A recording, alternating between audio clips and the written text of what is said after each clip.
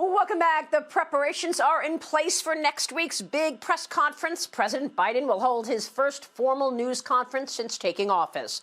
Biden is behind recent past presidents who all had a news conference within 33 days of taking office. So what's the holdup? And will Biden take any tough questions when he finally faces reporters? Joining us right now is Fox News contributors Michael Goodwin and Joe Concha. Great to see you, gentlemen. So happy to have you here. Joe, what do you think? What are you expecting this upcoming week? Oh, boy. Well, to review what you just said, by the way, President Trump held 5 news conferences, both solo and joint at this point. President Obama 2, George W. Bush 3, Bill Clinton 5, Joe Biden 0.0. So what do I expect? I expect a few lids along the way to this press conference, because you remember in September alone, to prep for a debate, Joe Biden took 12 lids in 1 month for that. But here's the thing. Joe Biden is at his worst when he has to handle questions extemporaneously. In other words, without a teleprompter, without any sort of script. And it has not helped, Maria, that he's like a boxer going into a match without having sparred against anybody or even trained for that matter, because you see these events time and again where he's being whisked out of a room. Reporters are shouting questions. His communication team is saying, no more questions, please leave. So this is going to be very interesting. It's going to be a big challenge for the press as well, Maria, because look, all eyes are on this right now, and not just the country, but our adversaries, China, Russia, Iran. They see a 78-year-old president who's being largely hidden from the press and the public in general, and they want to see exactly who they're dealing with besides the guy they see reading a teleprompter to this point.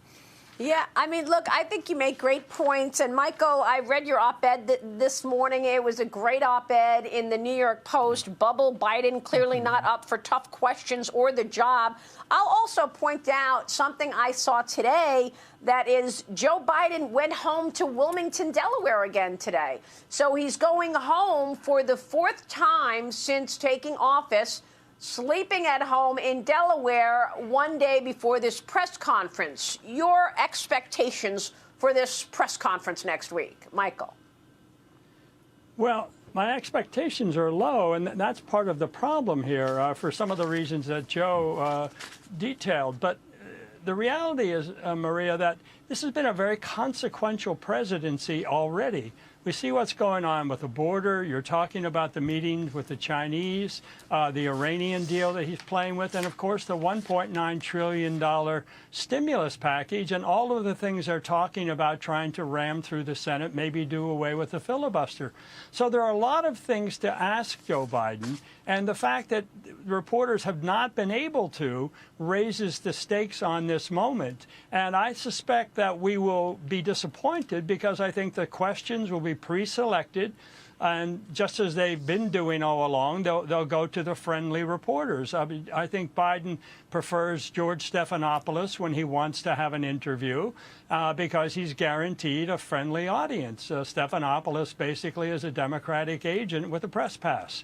And so I think that that's the nature of what we're seeing coming up here with this press conference. I'm afraid we won't learn very much important, but we will get a sense of whether Joe Biden can actually string together answers on complicated topics.